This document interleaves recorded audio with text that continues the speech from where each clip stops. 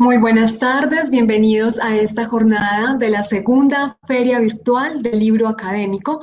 Gracias a todas las personas que nos acompañan en este momento. Es importante recordar algo que hemos hablado en el transcurso de estas 2 semanas, y es que a lo largo del desarrollo, este evento ha logrado su promesa de ser un catalizador para la unión entre los investigadores, los académicos, los sellos editoriales de las universidades y los distintos proveedores de servicios que hacen posible la transmisión del nuevo conocimiento.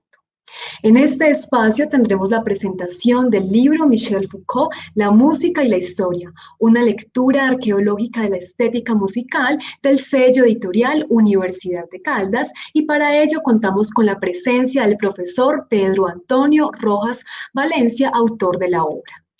Vamos a hablar un poco del autor. Pedro Antonio Rojas Valencia es docente del Departamento de Artes Plásticas de la Universidad de Caldas, profesional en Filosofía y Letras de la Universidad de Caldas, magíster en Estética y Creación de la Universidad Tecnológica de Pereira y candidato a doctor en Diseño y Creación de la Universidad de Caldas.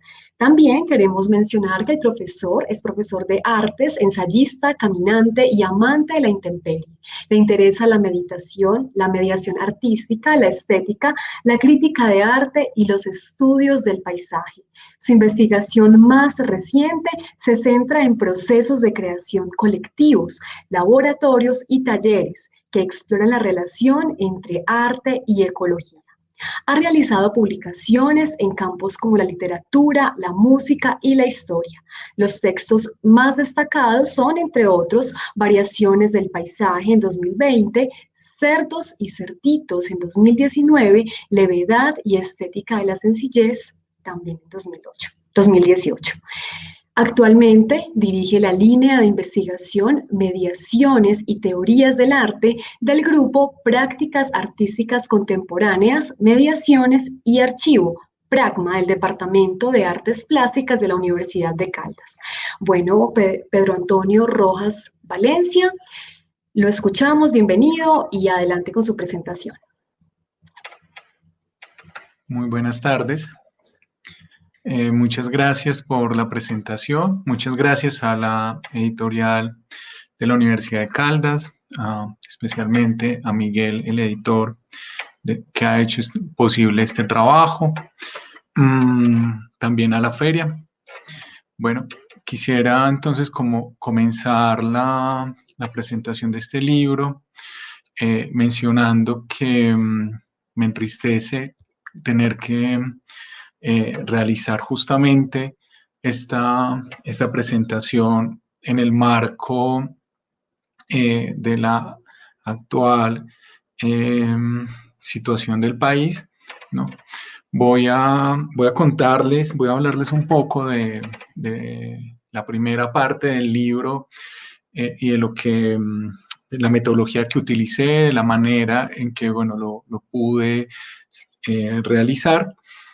Y también quisiera como que tuvieran presente que es un libro que no se debe, digámoslo así, a pesar de mi empeño, ¿no? Y como de mi entrega. No es un libro que se deba exclusivamente a mis palabras, no es un libro que se deba exclusivamente a un filósofo en su reclusión, ¿no? En su encierro, sino que realmente es un proyecto que realicé apoyado con numerosas personas, ¿sí? O por numerosas personas, entre ellas estuvo el doctor Adolfo León Grisales, quien siempre ha estado ahí cerca como de mis procesos de investigación, así como Nicolás Duque, actual director del Centro de Bibliotecas de la Universidad de Caldas, quien amablemente realizó algunas de las traducciones que son referidas durante este proceso, así como unas entrevistas que fueron, bueno, publicadas en otros medios con Jesús Ferro Bayona, Maximiliano Prada Duzán, Miguel Morey y Daniel Martín Sáez, ¿sí? Con ellos, con cada uno de ellos pude hablar sobre estética musical. Con el doctor Jesús Ferro Bayona realizamos una entrevista acerca de la estética de la música Nietzsche. Con el doctor Maximiliano Prado Usán trabajamos la música en la obra de Agustín de Hipona. Con Miguel Morey, bueno, hablamos de la arqueología. Él es uno de los traductores más distinguidos de la obra de Foucault. Y con Daniel Martín Sáez conversamos acerca del papel de la música también en la obra de Descartes.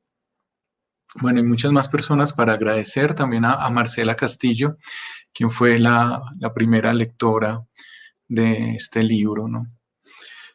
Bueno, entonces voy a comenzar diciendo que este libro se debe, entre otras cosas, a una fascinación que he tenido durante mucho tiempo en torno a la filosofía francesa, a la llamada filosofía francesa contemporánea, ¿no?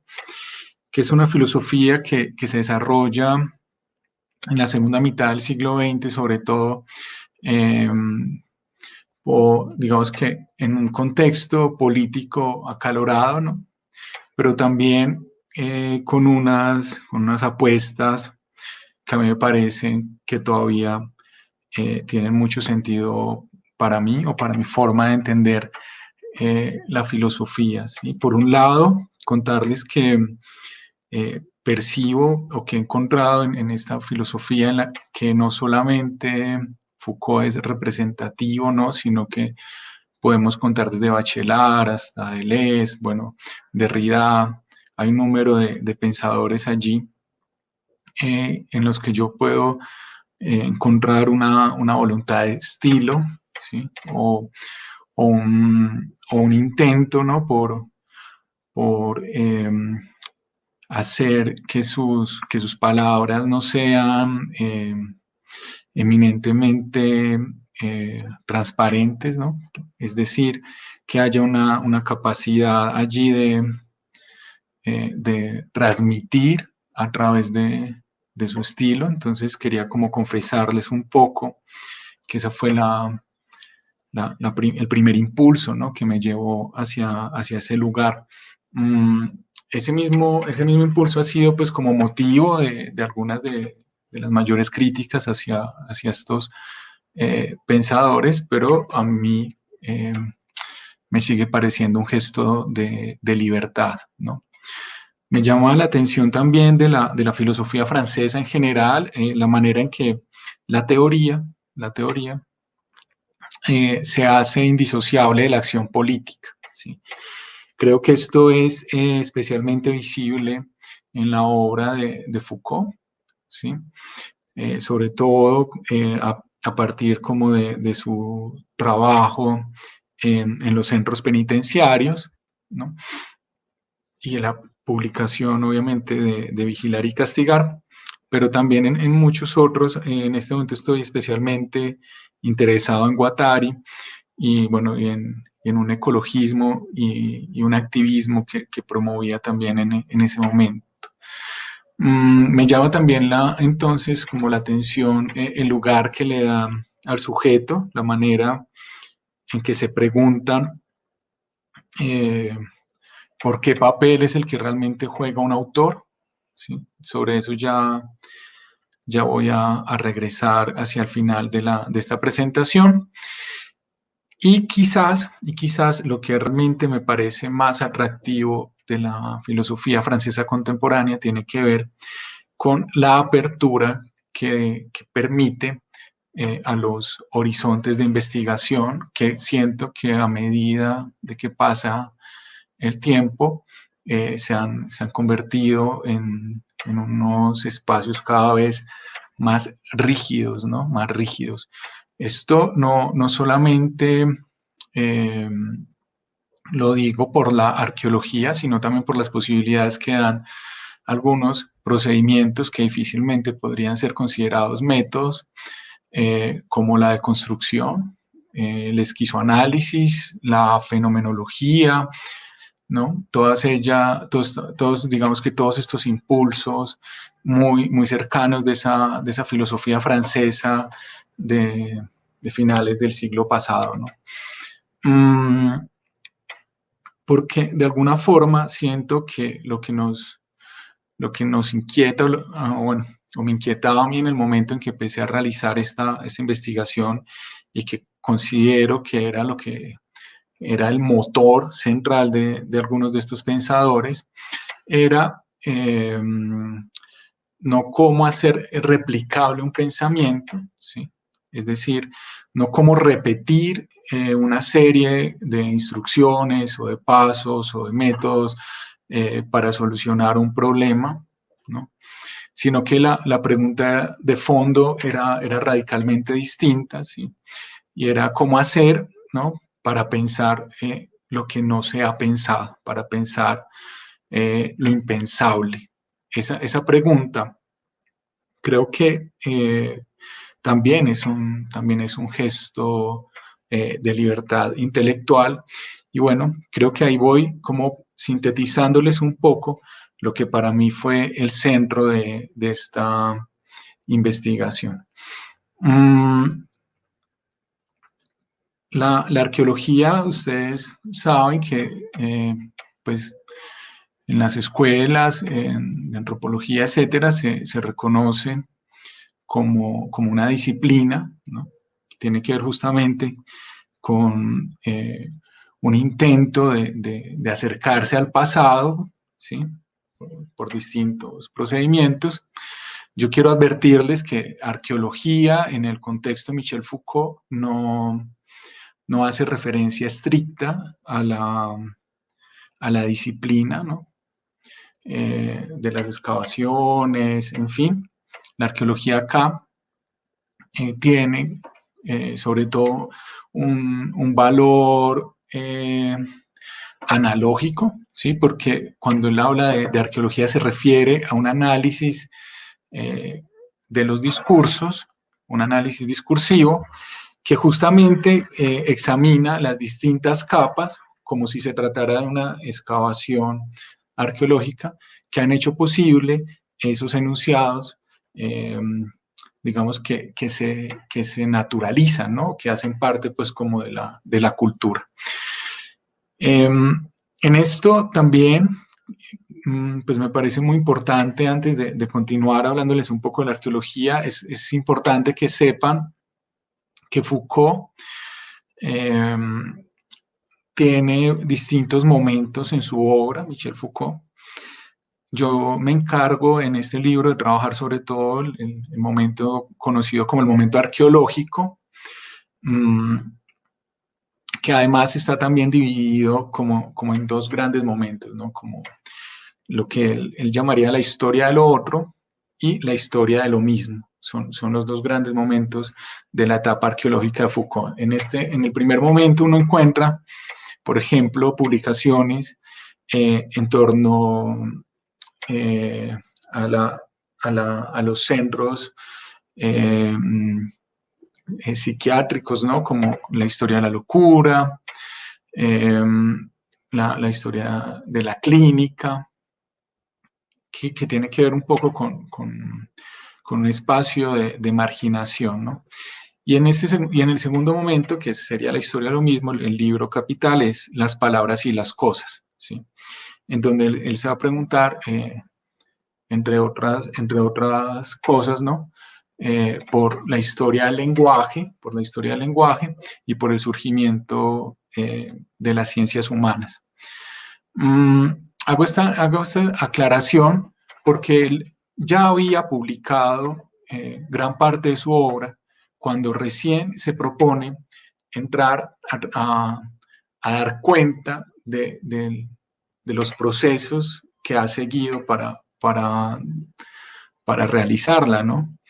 Esto va, no sé si lo notan, pero esto va en contravía un poco de la metodología de investigación actual o los procesos de investigación actual, en donde digamos así, la búsqueda de que el conocimiento sea implícito, perdón,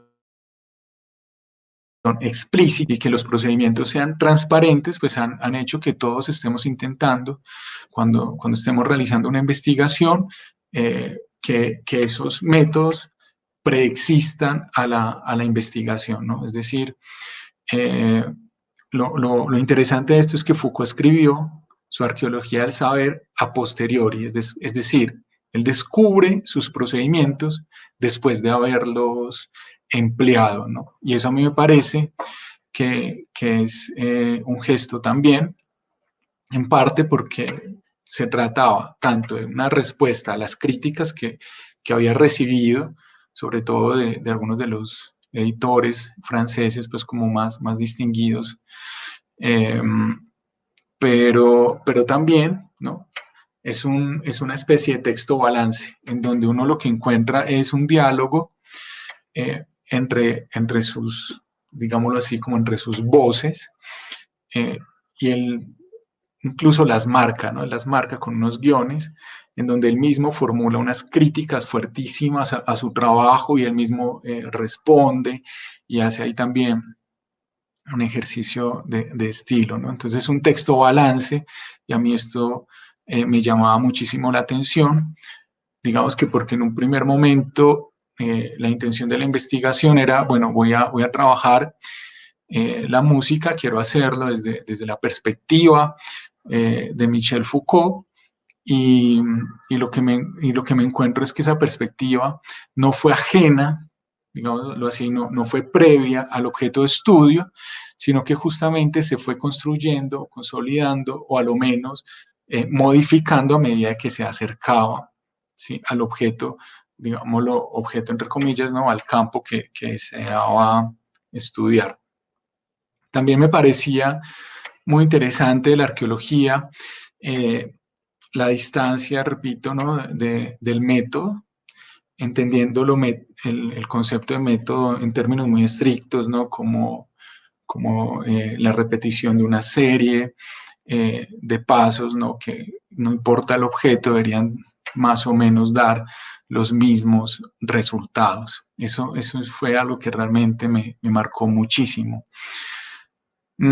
Quisiera hacer una última salvedad antes ya de comenzar a hablar más concretamente sobre música. Es que la figura de Foucault en el libro es fundamental, sin embargo, no solamente, no se trata, digámoslo así, como de decirles a ustedes eh, qué diría Foucault o cómo hubiera sido la arqueología de la música que él no escribió, ¿sí? En parte, porque justamente, digamos que el pensamiento Foucaultiano y todos sus derivados tienen, ante todo, pues como una capacidad de enfrentarse a esa figura del héroe, ¿no?, del héroe. Él no quería ser un héroe, por eso les puse acá un poco la frase de Foucault que dice: no soy como que afirman ser siempre los primeros en ver amanecer, ¿sí?, en ver amanecer. Esto porque de alguna forma creo que es lo que me da vía libre, ¿no?, para proponer una arqueología de la música, entender que entender que la filosofía de Foucault y en especialmente la arqueología, antes que otra cosa, es una caja de herramientas, y eso, digamos que es algo que se ha estudiado bastante, pero significa que uno puede echar mano de distintos procedimientos dependiendo también de lo que uno esté trabajando, ¿no? También me sirvió mucho acercarme a lo que llamo como las arqueologías inconclusas, ¿no? La más notoria es la arqueología que él quería hacer acerca de la pintura, ¿sí?, acerca de la pintura. Me pareció que fue fundamental entender que Foucault deseaba hacer una arqueología de ese campo, porque también, digámoslo, me dio como perspectiva de lo que podría ser una arqueología musical. Dice en un fragmento Foucault acerca de esto, dice, describir si el espacio, la distancia, la profundidad, el color, la luz, las proporciones, los volúmenes, los contornos no fueron, en una época considerada, nombrados, enunciados, conceptualizados en una práctica discursiva, y si el saber a qué da lugar esta práctica discursiva no fue involucrado en otras teorías y en unas especulaciones quizá, en unas formas de enseñanza y en unas recetas, pero también en unos procedimientos, en unas técnicas y casi en el gesto mismo del pintor. Entonces, si ustedes perciben en esta cita lo que Foucault trata también, o lo que a mi parecer Foucault trata de decir, ¿no? Es que hay campos del saber cuyos enunciados no son exclusivamente, digámoslo así, los documentos que nosotros llamamos libros, ¿sí? Que nosotros llamamos hoy libros. Digamos que hay unos campos, como en este caso él trata de hablar de la pintura, y como yo lo intento hacer también respecto a la música, en donde se involucran técnicas, declaraciones de los músicos, en donde se pone en juego interpretaciones, en fin, que no se reducen pues como a la producción textual. Esto también fue muy iluminador pues en este proceso, así como entender que si se realiza una arqueología de la música, debe haber, ¿no? O debe haber un correlato, ¿sí? O debe estar en relación con las arqueologías precedentes ya realizadas por Foucault. Todo esto dentro de de los hallazgos o de lo que yo iba encontrando, sí, que me iba motivando.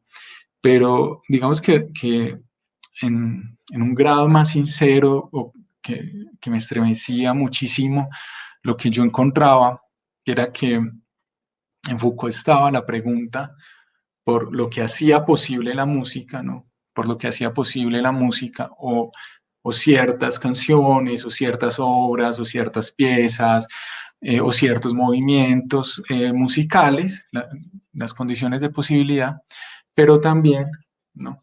Encontraba que había una posibilidad o una invitación a cuestionarse acerca de cuáles son las sujeciones discursivas que estaban operando allí. ¿Esto qué quiere decir? Esto quiere decir que hay una pregunta por la institución, por la tradición, por la manera en que se han estado haciendo las cosas y cómo, de alguna forma, podrían ser de otra manera, valga pues como la redundancia.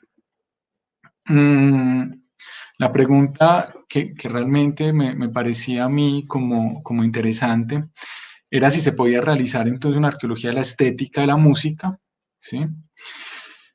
Y bueno, y de ser posible, hasta qué punto y de qué manera se podría llevar a cabo. Eso fue realmente lo que motivó mi trabajo.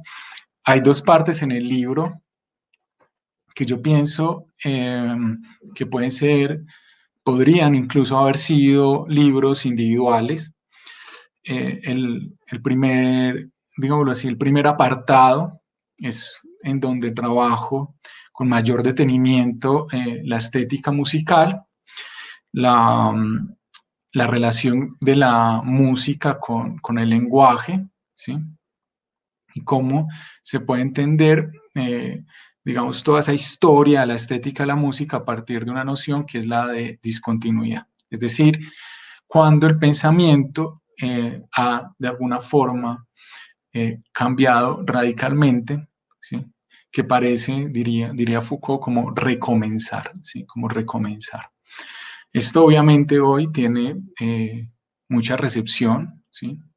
Muchísima más recepción de la y aceptación de lo que tuvo en el momento pues, en que estaban estas discusiones apenas surgiendo. Pero para mí es muy importante entender que la historia de la música no tiene por qué ser, o no tendría por qué ser, una progresión, ¿sí? Una sucesión de acumulación de racionalidad, ¿no? ni tampoco tendría por qué ser una especie de progresión o de progreso, acumulación de desarrollos técnicos, ¿sí? Esto es fundamental para eso funciona muy bien el concepto de discontinuidad, ¿sí? Porque lo que hay ahí son técnicas que se actualizan, ¿sí? Que aparecen y reaparecen, así como unas racionalidades que van y vienen y que también, bueno, dependen del momento justo en donde eh, se desarrollan.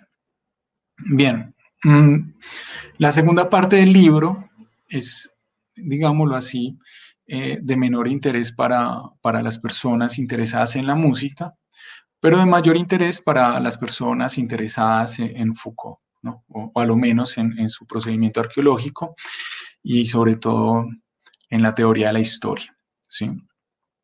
Allí lo que van a encontrar, como les decía, esto es un poco autónomo, como si fueran dos grandes ensayos.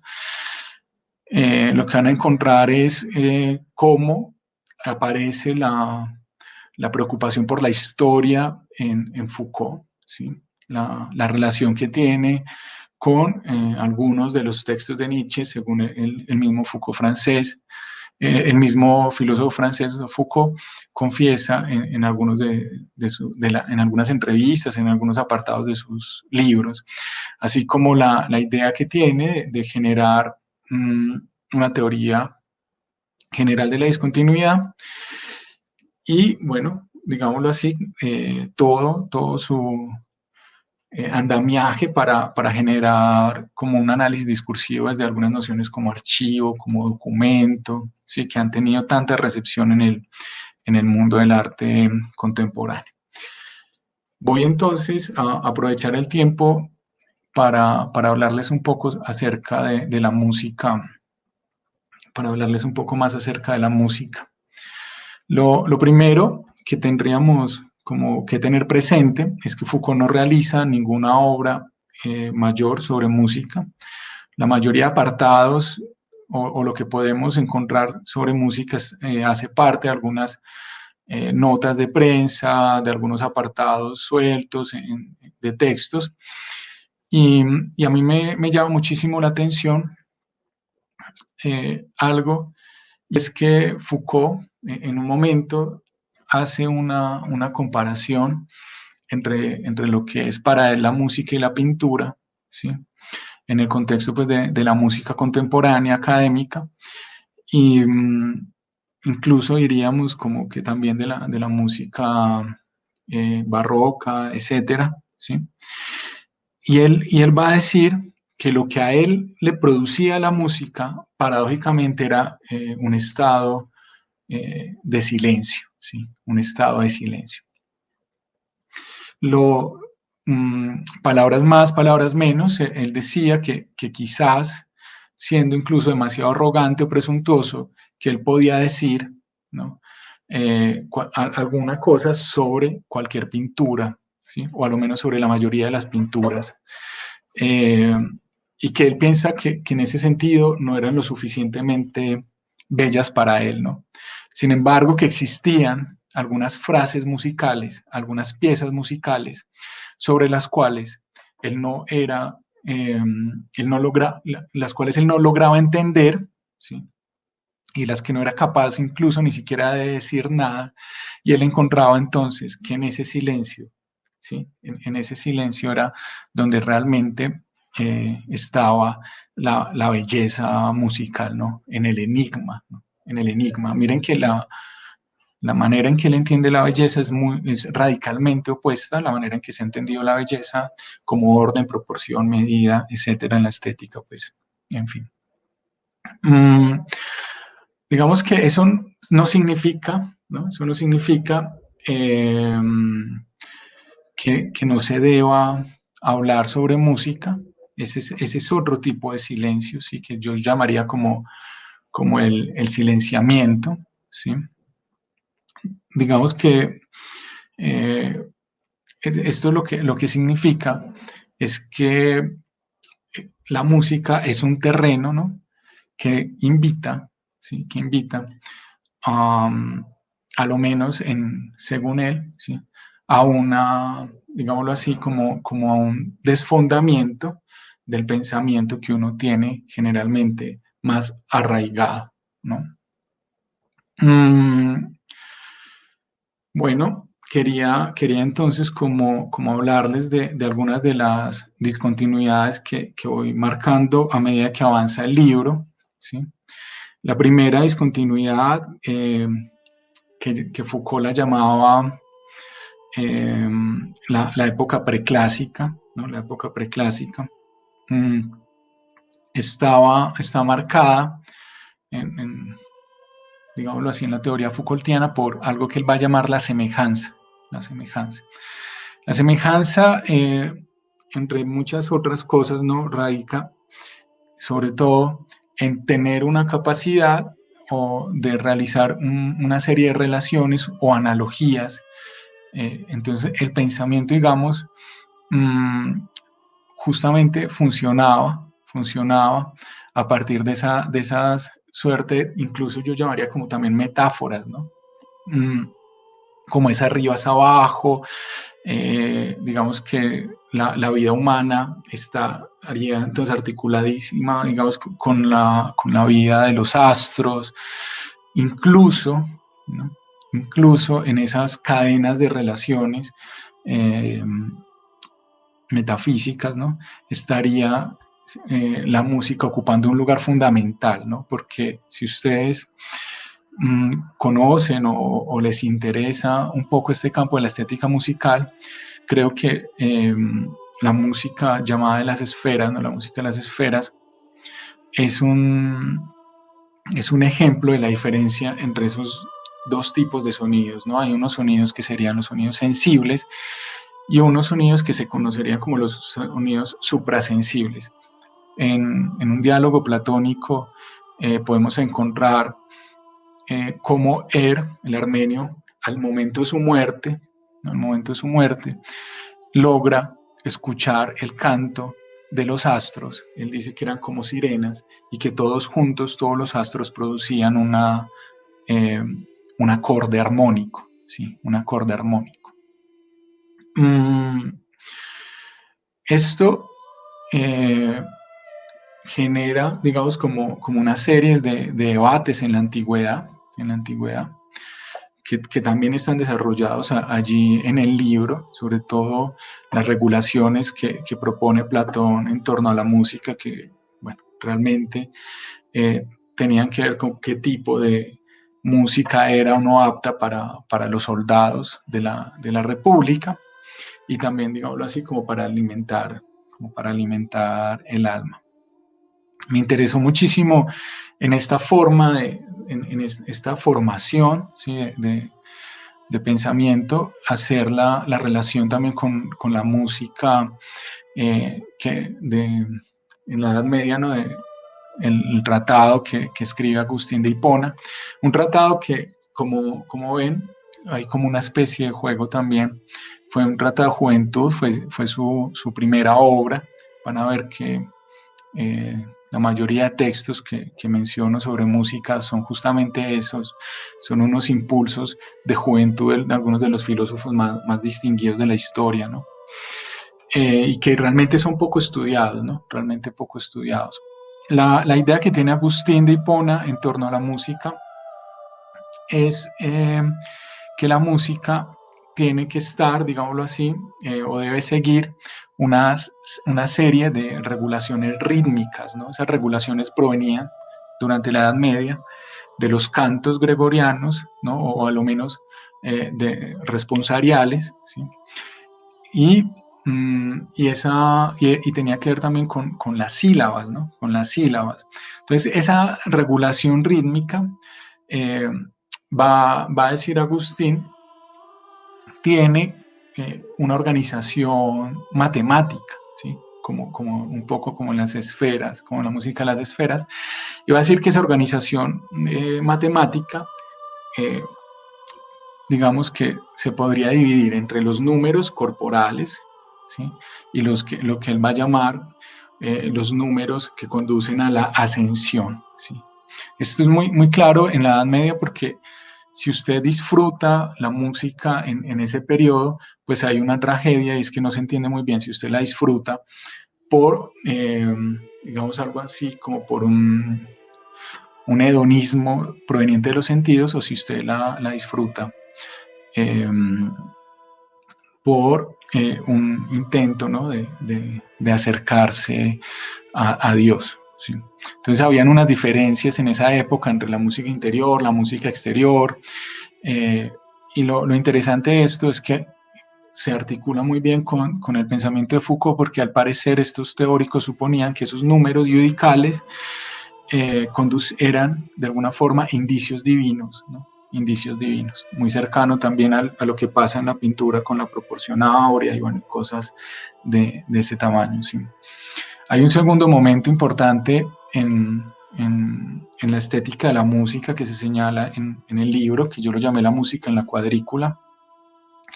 Escogí a Descartes, que también escribió un compendio, su primer texto fue un compendio sobre música, en donde, bueno, Descartes toma distancia de ese pensamiento analógico, de ese pensamiento simbólico, mitológico, y se propone trabajar a partir de lo que hasta hoy vamos a conocer como el análisis, ¿no?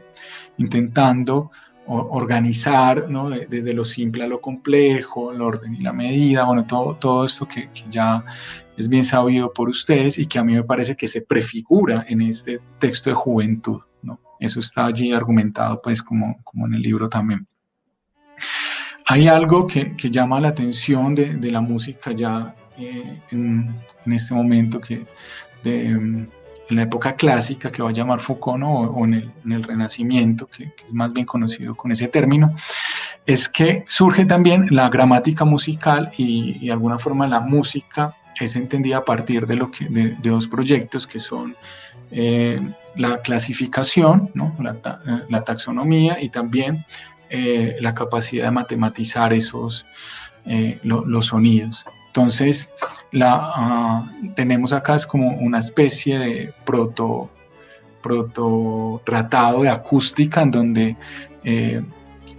Descartes se ocupa de la duración, se ocupa de la intensidad, entendiendo acá estos conceptos como afecciones, él los va a llamar así como afecciones, y que nosotros hoy conocemos como la altura, ¿no? La frecuencia y la duración, bueno, es relativa al tiempo, ¿no? Todo esto ha hecho, digamos que ya más allá, pues obviamente de Descartes, ha hecho que la modernidad tenga de suyo una diferencia, digámoslo así, entre lo que serían las consonancias y las disonancias. Descartes, bueno, en esto realmente sí juega un papel, y es que él obviamente va a decir que las disonancias, o va a tener una visión crítica acerca de las disonancias, y va a encontrar una relación entre esos sonidos y las pasiones, ¿no? Y las pasiones, muy brevemente, está nombrado sobre todo hacia el final del compendio, pero ahí están.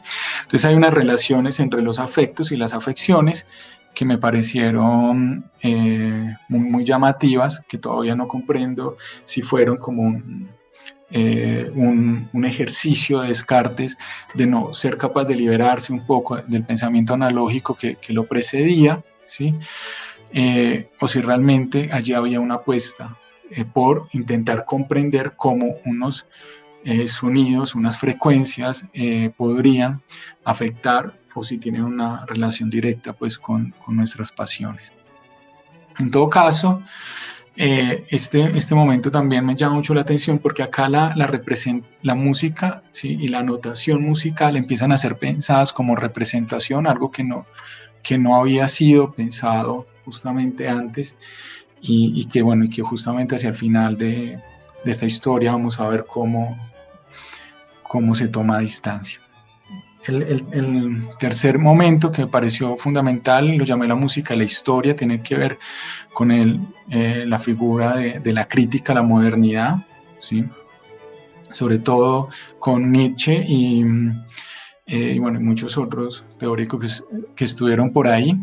Me parece que es muy interesante cómo la historia empieza a jugar un papel relevante en el momento de pensar la música, y yo diría que más relevante incluso que el análisis, ¿no? Que el análisis musical, cómo empiezan a haber analogías históricas. Por ejemplo, la analogía histórica que me parece más contundente está en El origen de la tragedia, este libro de Nietzsche, en donde él justamente va a denunciar, ¿sí? Miren que va a hablar del presente, de la música, de su presente, ¿sí? Va a denunciar la ópera como una especie de simulación de la tragedia griega, y también, digámoslo así, va a acusar a la música alemana de lo mismo que acusa a la decadencia, a la tragedia griega, que es lo que él va a llamar el socratismo estético. Él va a decir que se están componiendo obras que están lejos del instinto del pueblo, ¿no?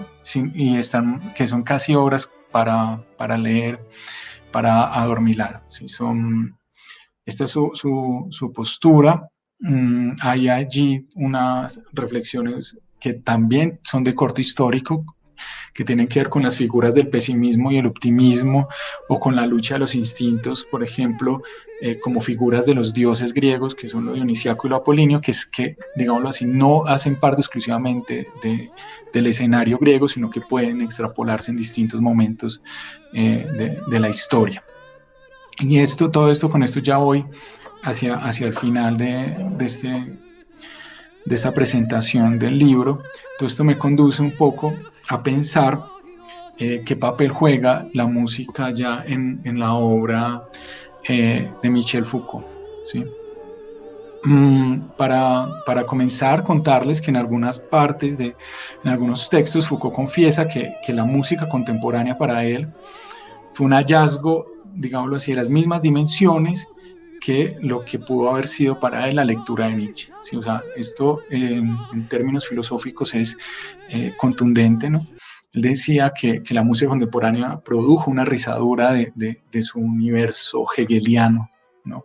Entonces podemos encontrar que allí tal vez lo que hay es una distancia, algunos conceptos como el de genio, como el de obra, como el de público, que hay una cercanía. Recuerden que Foucault fue muy cercano a los serialistas franceses, ¿sí? En donde estaba Olivier Messiaen como el maestro de Stockhausen, de Boulez, y ver que con quien incluso pues, tuvo una amistad, digámoslo, muy personal, ¿sí? En todo caso, los procedimientos experimentales no le fueron extraños, ¿sí? Podemos encontrar en distintos apartados la crítica a lo que él va a llamar la cristalización de los hábitos auditivos, ¿no? Es una crítica que a mí me parece todavía muy, muy contundente en nuestra época, que además no solamente atañe a una forma musical, ¿sí? Sino que es una crítica que atañe en términos estrictos, que atañe a las formas de reproducción de la música. Entonces, a lo que se reitera, a lo que se habitúa, ¿no? Y a lo que se queda por fuera de ese hábito. Quisiera como contarles algo más, y es que Foucault justamente va a mencionar que mientras todos están pensando en la música contemporánea en términos de, digámoslo así, fustigadores, como de manera crítica, unos la alaban, otros la odian, ¿sí?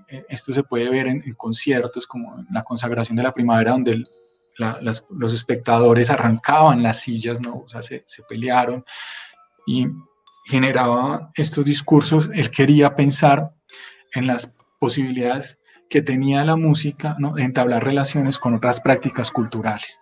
Esto permitía que fuera la crítica a Foucault, que no fuera una crítica de sentencias, ¿no? Que es bueno, es malo, es bello, es feo, ¿sí?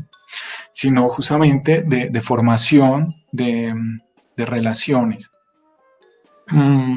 Dice Foucault: es frecuente decir que la música contemporánea se ha desviado, que ha tenido un destino singular, que ha alcanzado un grado de complejidad que la hace inaccesible, que sus técnicas la han conducido por caminos que la extravían cada vez más. Ahora bien, lo que me desconcierta, por el contrario, es la multiplicidad de vínculos y de relaciones entre la música y el conjunto de otros elementos de la cultura, ¿sí? No se trata de una música que busque ser familiar, es una música hecha para mantener lo cortante, podemos repetirla, eso está bien, pero ella no se reitera. En este sentido, no podemos hacerla volver un objeto, siempre hace irrupción en las fronteras. ¿Sí? Con esto quisiera ya ir cerrando, ¿sí? Y es que esto lo he llamado un poco como la estética de los encuentros, y que bueno, que desarrollo también más adelante en otras publicaciones. Y es que la preocupación por Foucault no era por su rostro por su figura, ¿sí? Ni siquiera por la de Boulez, que fue la persona sobre la que más escribió, sino por la manera en que los discursos o los enunciados se inscriben, ¿no? Se inscriben en unos archivos, se inscriben en unas formaciones que superan pues como a los individuos y de alguna forma también le dan voz, ¿sí? le dan voz en esos encuentros y le dan también una posibilidad desde el anonimato, ¿no? Desde el anonimato. Diría Foucault también para explicar su relación con la música contemporánea, y es que dice, la experiencia palpable de la guerra nos había mostrado la necesidad y la urgencia de crear una sociedad radicalmente diferente de aquella en la que habíamos vivido, una sociedad que aceptó el nazismo y se prostituyó a sí misma ante él, y que por tanto salió de él en masa para echarse en los brazos de Ebor. A la luz de todo esto, muchos jóvenes en Francia reaccionaron rechazando frontalmente esta sociedad. No solo queríamos un modo diferente y una sociedad diferente, sino que también queríamos ir aún más lejos, queríamos transformarnos a nosotros mismos y transformar las relaciones sociales para ser completamente otros. ¿Sí?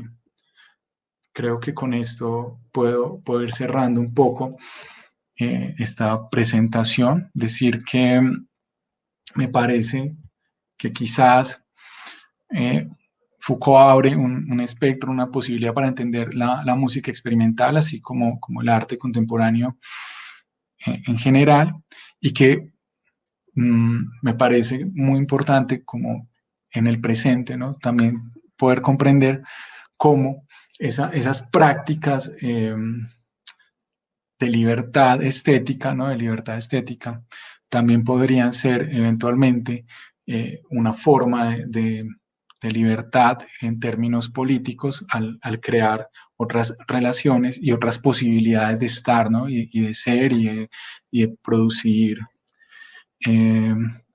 o de experimentar la música. Bueno, profesor Pedro Antonio, muchísimas gracias por su presentación, una presentación muy interesante y que, como dice en la contracubierta de su libro, resultará valioso para un público muy amplio, no solo para filósofos y músicos, que digamos que no está más enfocada la temática y el desarrollo de este libro, sino que precisamente la claridad con la que está narrada toda la estructura del libro permite que un público también de otras disciplinas se pueda acercar y pueda interesarse por este texto. Michel Foucault, La música y la historia, una lectura arqueológica de la estética musical. Queremos también mencionar a todas las personas que nos están acompañando en este momento que ese libro se puede encontrar en la página de la editorial de la Universidad de Caldas, editorial.ucaldas.edu.co. Allí lo pueden explorar y pueden también acceder a este libro. También queremos invitarlos para que estén muy pendientes de las otras presentaciones de la Universidad de Caldas. El día de mañana tenemos dos. Uno de ellos es el libro Salva una vida, manual de primeros auxilios. Y también tenemos la presentación de guía ilustrada de enfermedades y patógenos en cultivos hortícolas. Y el 6 de mayo sería la última presentación de nuestro sello editorial de la Universidad de Caldas, el libro sobre la moralidad del suicidio, una reflexión filosófica sobre la muerte voluntaria. Entonces los invitamos para que estén muy pendientes. Profesor, muchísimas gracias a todos, gracias por su compañía. Feliz día. Muchas gracias.